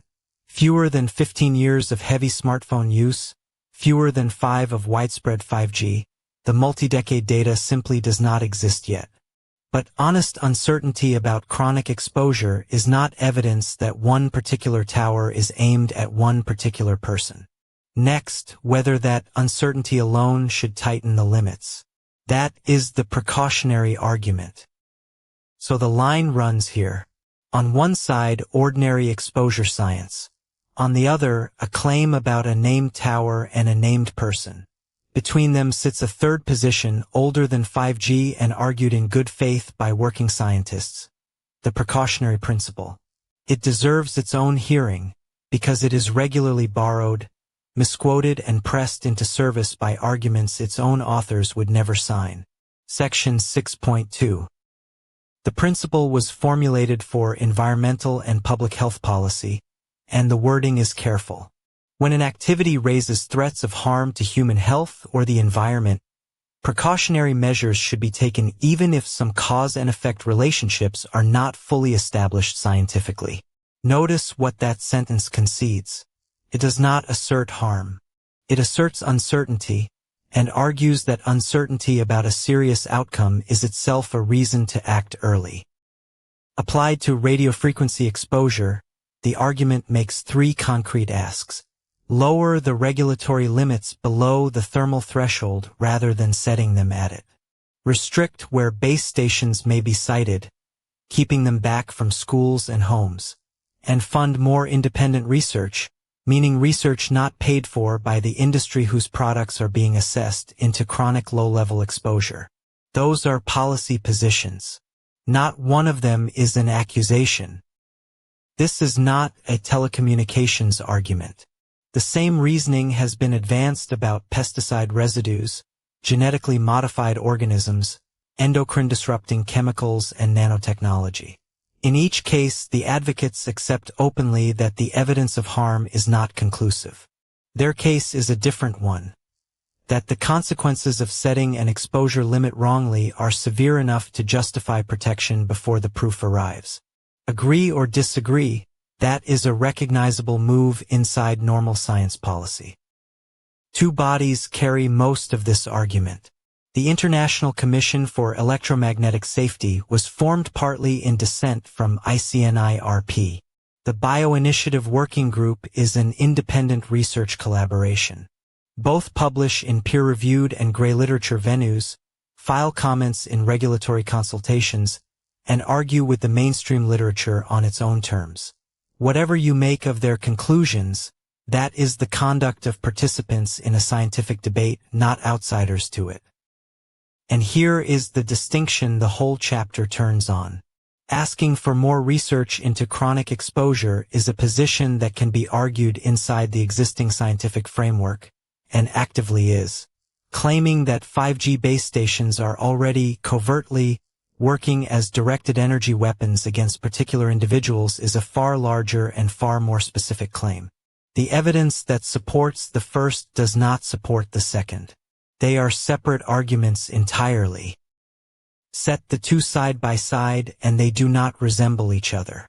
One says the limits may be too permissive and the research too thin, and puts that in writing where a regulator can answer it. The other says a particular mast is aiming at a particular nervous system, and offers no mechanism a regulator could test. Borrowing the credibility of the first to prop up the second is exactly where precision fails. Before going further, state the physics plainly because it matters. 5G and 6G are non-ionicing radio. The photons carry far too little energy to break chemical bonds, which is what ionicing radiation does. Commercial power levels sit well below the thresholds at which tissue heating occurs, and are capped by ICNIRP and FCC exposure limits. Millimeter wave signals are absorbed within roughly the outermost millimeter of skin, reaching neither organs nor brain. The knowledge base says so itself in its own reference article on directed energy weapons. Concerns about increased exposure from the 5G rollout are recorded there as real and continuing. The weapon claim is recorded separately and marked as not scientifically established. That is the platform's own archive drawing the same line this chapter draws, which is worth noticing because that archive is not hostile to targets. It was assembled by them. This matters well beyond the argument. From 2020 onwards, 5G masts were set on fire in several countries, and telecom engineers were threatened and abused at work by people who believed the weapon claim. Those engineers install and repair equipment. They operate nothing covert. Nothing in this series is a reason to damage infrastructure or confront a worker on a ladder, and no honest reading of the evidence supports it. Which brings the chapter to its second standard. What separates a serious scientific process from an unfounded accusation is not certainty. Real science revises itself constantly, and the history of science is largely a history of overturned consensus. What separates them is accountability and method. Who makes the claim, by what procedure, and whether anyone outside the room can check the work. Hold that test steady, then apply it in both directions. By that test, the guideline-setting bodies do reasonably well. ICNIRP, the World Health Organization, and IEEE-ICES are named public, credentialed organizations. Their membership is published. Their methodology is published. Their reasoning is written down where a critic can attack it, and critics do. You may conclude that they are wrong. You can find out precisely what they claim, and on what basis in an afternoon. That is the minimum a serious process owes.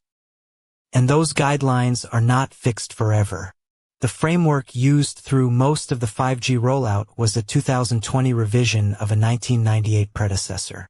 It absorbed 2 decades of further research and changed some limits explicitly on the strength of new evidence. That is what a self-correcting process looks like. Claims stated precisely enough that they could in principle be shown wrong, then revised when better evidence arrives. Now run the same test on the targeting claim.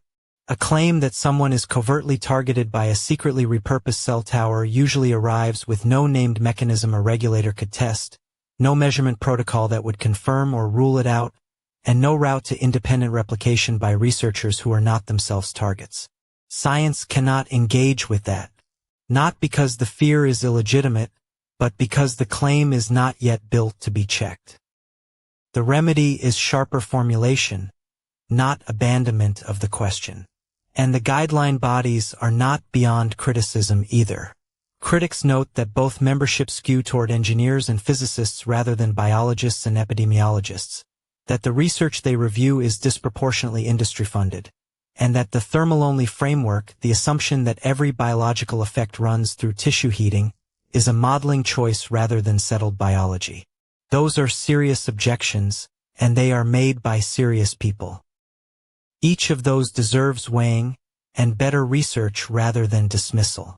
But take all 3 at full strength, grant every one, and you still have not arrived anywhere near a weaponized tower. The distance between the exposure guidelines may be insufficiently protective, and the base station on my street is targeting my nervous system is enormous, and no amount of legitimate criticism of ICNIRP closes it.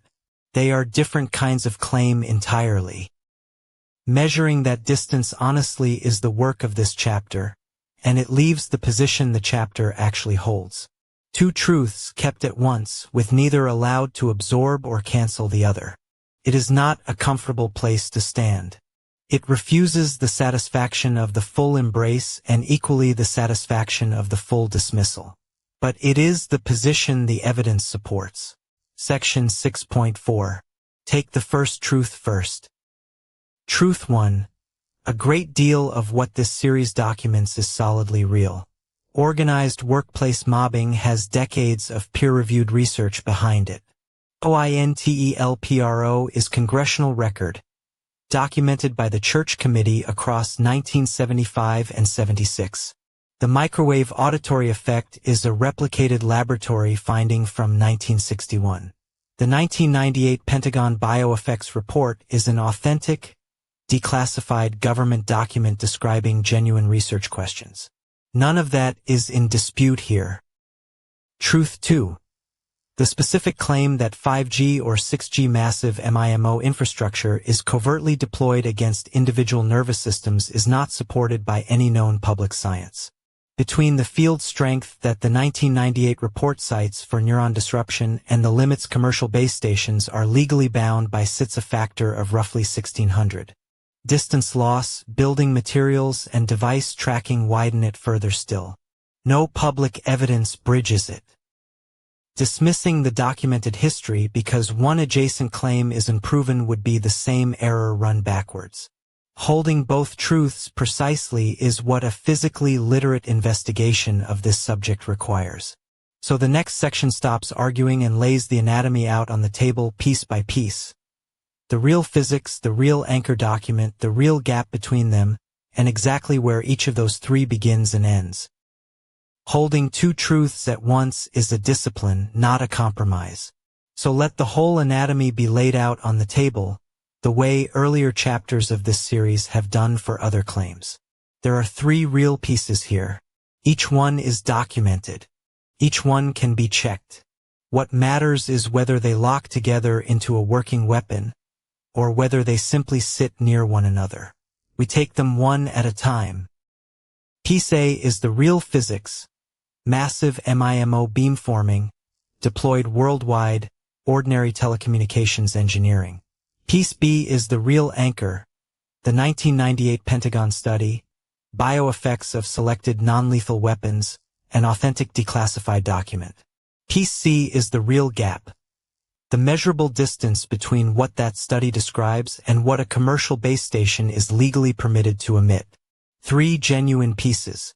The question is what, if anything, joins them into a fourth. Piece of first. Massive MIMO genuinely exists. It is deployed across 5G networks worldwide and is a core enabling technology for the 6G networks now under research. A base station combines dozens to more than 100 antenna elements into a phased array. By varying the relative phase of the signal fed to each element, the array steers the resulting beam electronically, with no moving parts at all. That is real engineering published and standardized. Its purpose, as stated by every standards body, equipment vendor, and regulatory filing that describes it, is to serve more users at once more efficiently by exploiting the spatial dimension of the radio channel. Capacity, not injury. Two phones in different directions can be given their own beams on the same frequency at the same moment. The economics are plain.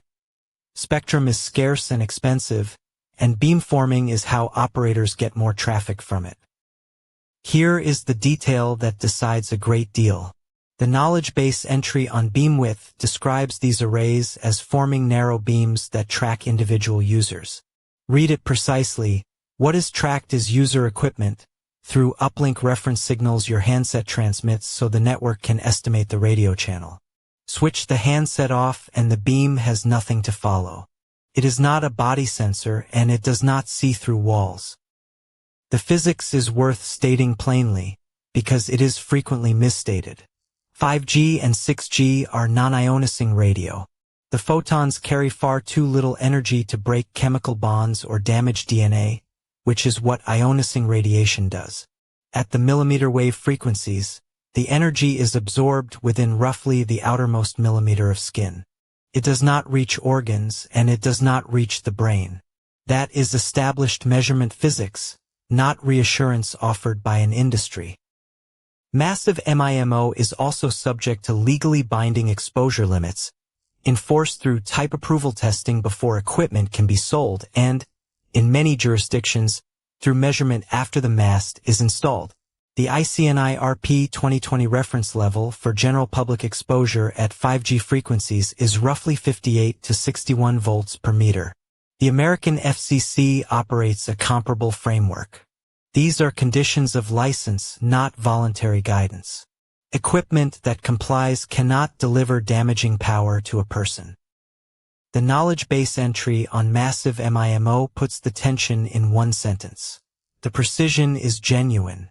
The narrative it has fueled is, in the entry's own word, contested. Notice what that sentence does and does not concede. Concedes focus. It does not concede harm, intent, or capability. Precision of aim and sufficiency of power are two different questions, and almost every argument on this subject collapses them into one. Piece B. The mined weapon document citation of the 1998 Department of Defense study, Bioeffects of Selected Non-Lethal Weapons, is authentic. It can be checked independently against the public archive, and this series has checked it. That matters because a great deal of material in this field cites documents that do not exist. This one does exist, and its content is genuinely striking. So read closely what it actually says. The study describes a genuine laboratory finding. A high-voltage electromagnetic pulse of nanosecond duration, at a field strength of about 100 kilovolts per meter, is capable of triggering uncontrolled neuron firing. That is the mechanism behind the seizures, the muscle spasms, and the loss of consciousness quoted at the opening of this chapter. Nothing in this series disputes that finding. It is on the page in a real government document.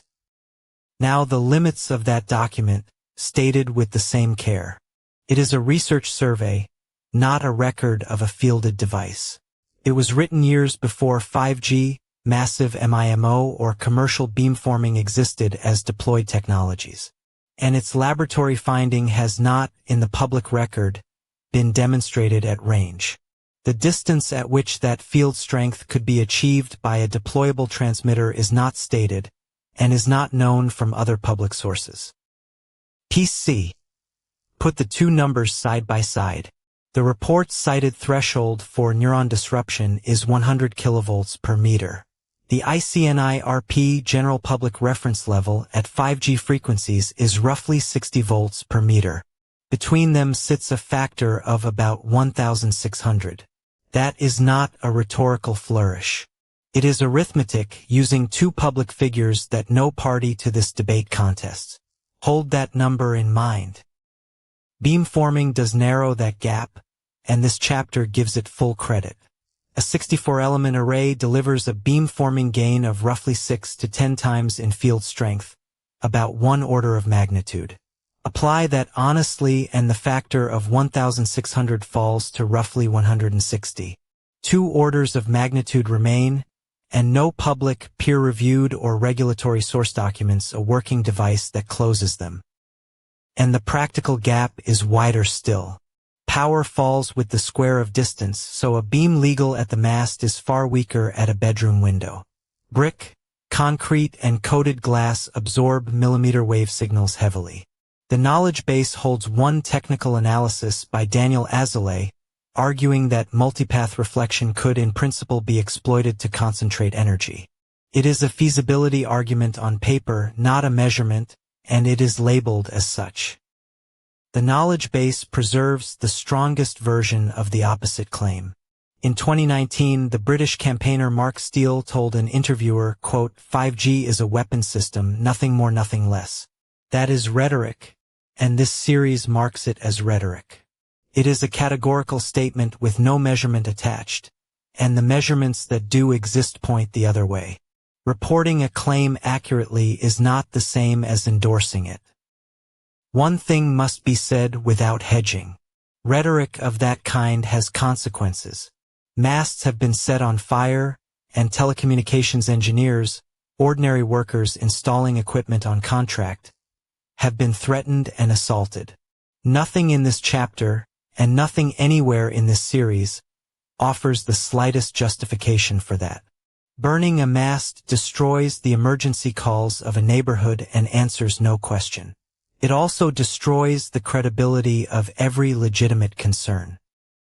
So, 3 real pieces and no demonstrated fourth piece connecting them into a working weapon.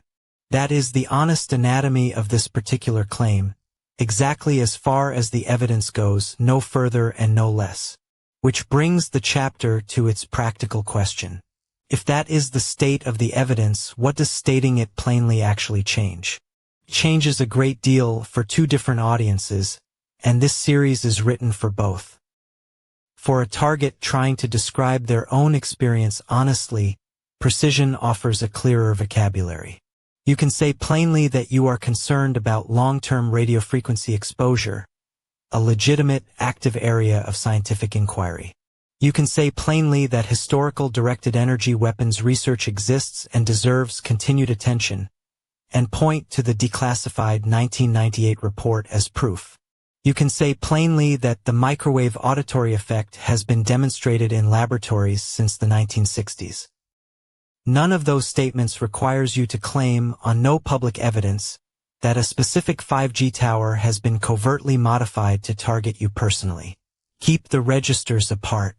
What is demonstrated, what is merely filed on paper, and what is claimed, three different categories, never merged. The narrower account is considerably harder for a skeptical listener to throw out in a single motion. That is not a concession. It is leverage. For a researcher or an advocate, precision is a method. Weigh a 1998 weapons research citation and a present-day 5G claim independently, rather than letting one borrow the other's credibility. Cite the thousand-fold power gap as a fact. This is not weakness.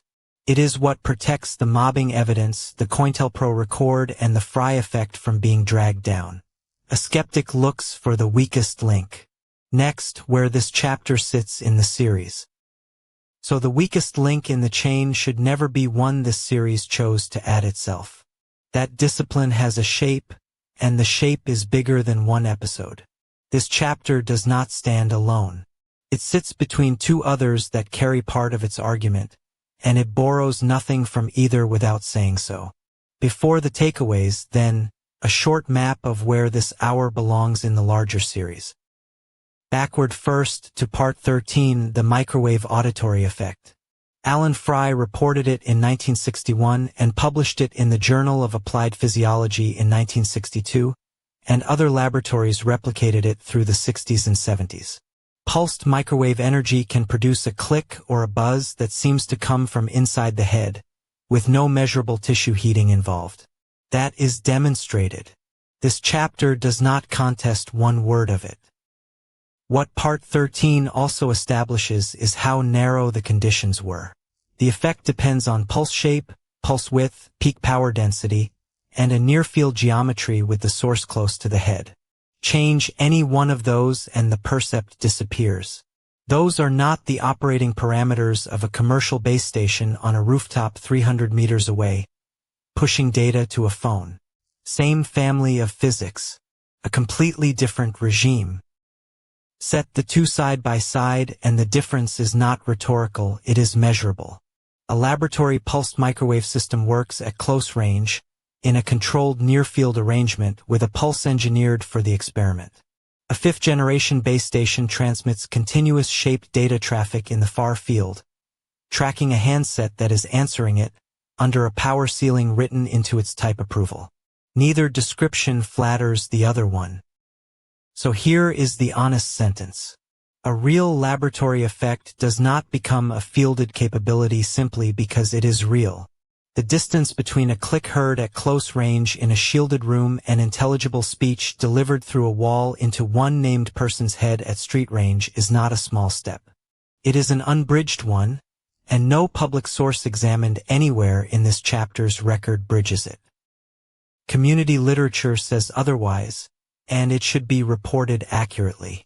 One widely circulated interview, filed in the knowledge base, declares that 5G is a weapon system, nothing more and nothing less. That is rhetoric, not measurement. What a massive MIMO array actually does is steer energy toward a device that is answering the network, tracked by its own uplink signals. It follows handsets, not bodies, and at consumer power it cannot deliver damaging energy.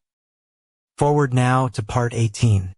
If the physics of a repurposed cell tower does not close as a weapon, what about the institutions that fund directed energy research for a living?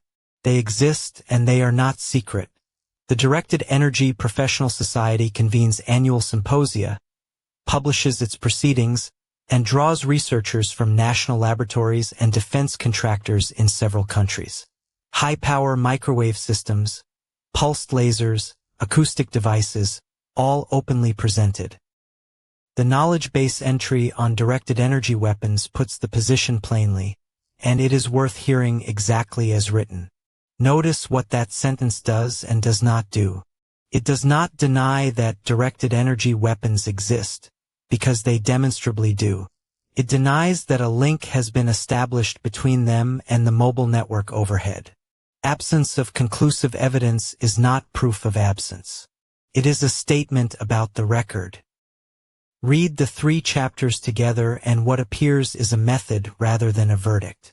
Part 13 supplies a demonstrated laboratory phenomenon. This chapter measures the distance between that phenomenon and a deployed commercial network. Part 18 examines the institutions that would have to be involved if the distance were ever crossed. Each chapter is allowed to reach its own conclusion. None of them lends its credibility to the others by association. And here is what Part 18 will carry.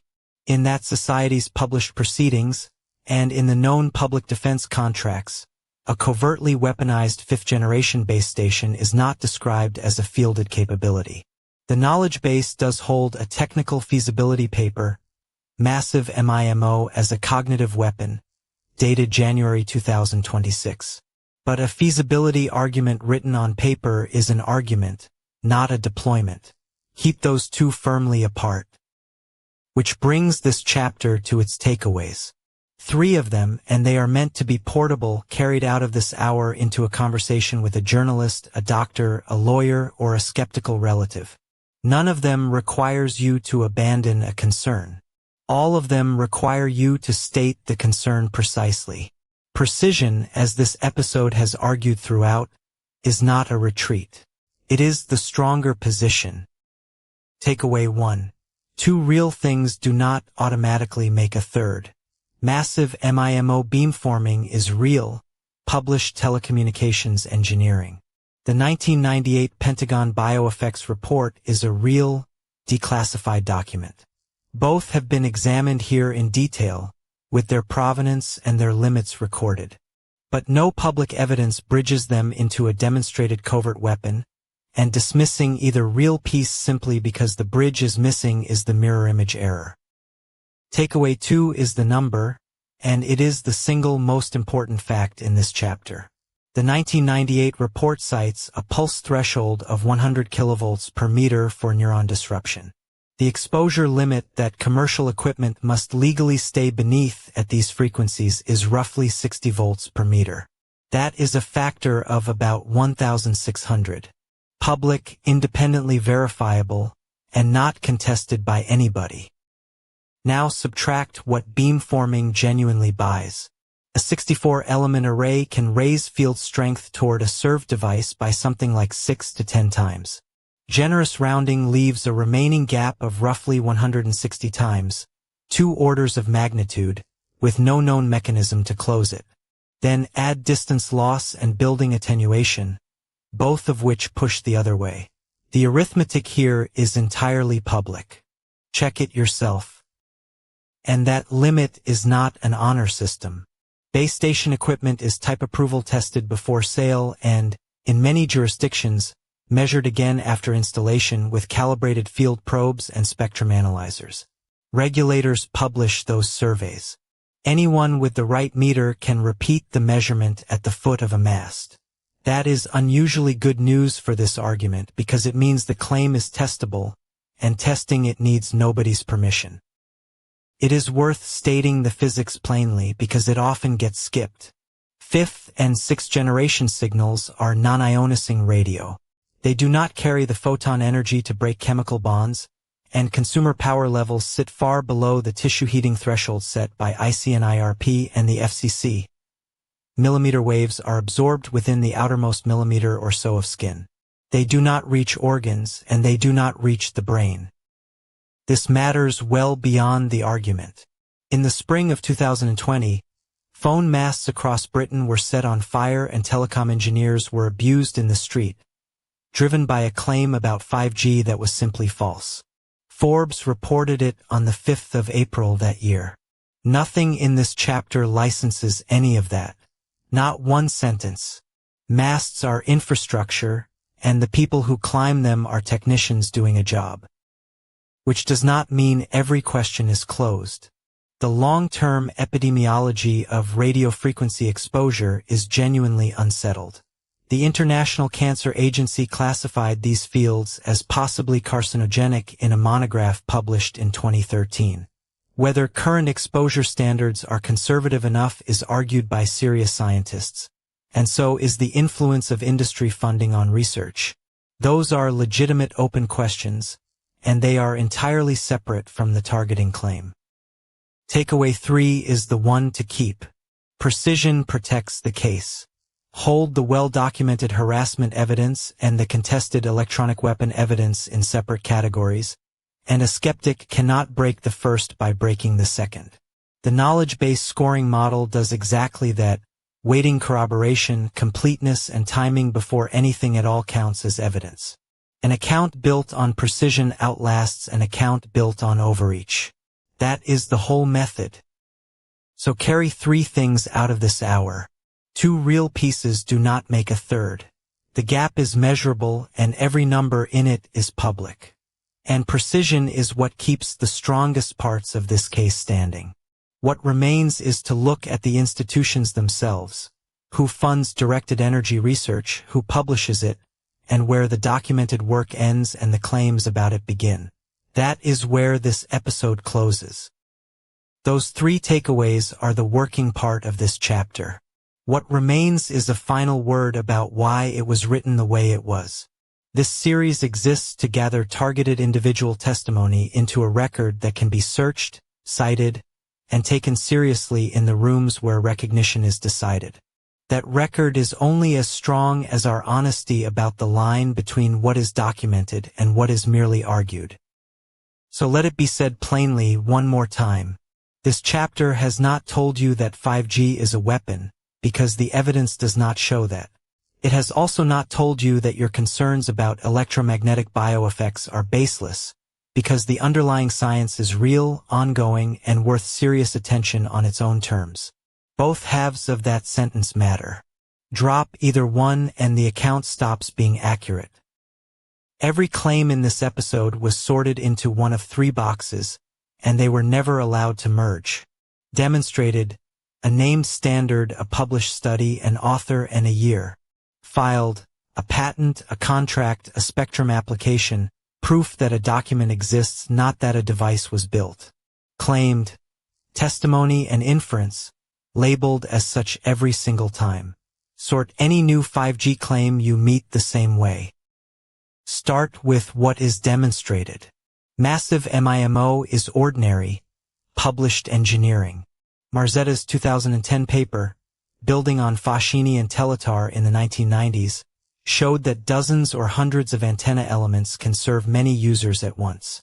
A 64-element array steers energy by shifting the phase fed to each element. It follows a handset's uplink signal. It is capacity engineering, regulated for safety, not a targeting system for people. If you remember one number from this episode, remember this one. The 1998 Pentagon report cites roughly 100 kilovolts per meter to disrupt neuron firing. The exposure limit a commercial base station must legally stay beneath is roughly 60 volts per meter. That is a factor of about 1600. Beamforming can close perhaps 6 to 10 times of it. 2 orders of magnitude remain, and no public evidence closes them. The physics underneath that number is not controversial. 5G and 6G are non-ionicing radio. They cannot break chemical bonds the way X-rays can. Above 6 GHz at millimeter wave frequencies, almost all of the absorbed energy stops within about a millimeter of the skin surface. It does not reach organs, and it does not reach the brain. That is why ICNIRP added a surface power density measure in 2020, and why the limits are written the way they are. Regulators did not simply defer to one another. Ofcom measured emissions at 5G sites across Britain and found them well inside the guideline levels. Australia's Radiation Agency, Germany's Radiation Office, France's Health Agency, and Sweden's regulator each ran their own review and reached the same place. In 2011, IARC placed radiofrequency fields in Group 2B, possibly carcinogenic, the same shelf as pickled vegetables. That is a call for more research, not a finding of harm. Now the filed register. The 1998 Defense Department survey, Bioeffects of Selected Non-Lethal Weapons, is authentic, declassified, and checkable against the public archive. Its neuron disruption finding is a real laboratory result. But a research survey is a document, not a deployment. It was written years before 5G, massive MIMO, or beamforming existed as fielded technology, and it never states the range at which its field strength could be delivered. Then the claimed register.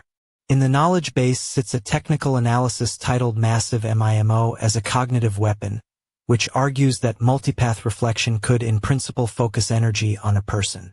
Read it as a feasibility argument, not a finding. It demonstrates no device. Elsewhere, campaigners have said flatly that 5G is a weapons system and nothing else. That is an assertion, and it is not what the measurements show. That is the test this chapter set for itself.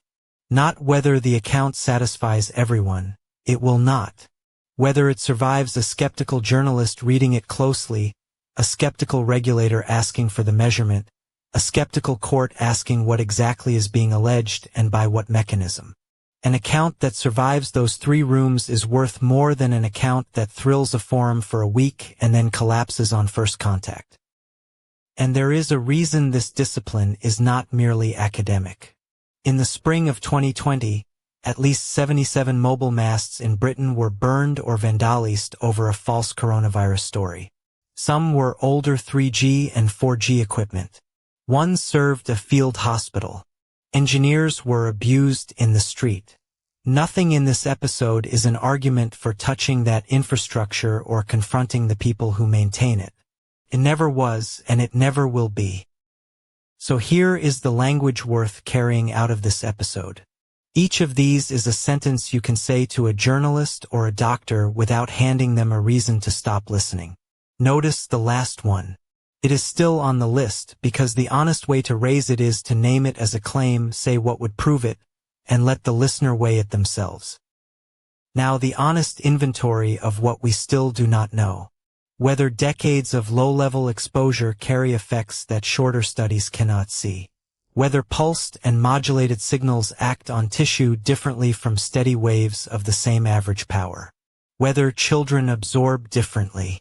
Whether guideline limits built on a heating model are conservative enough. And how much industry funding shapes which of those questions get asked.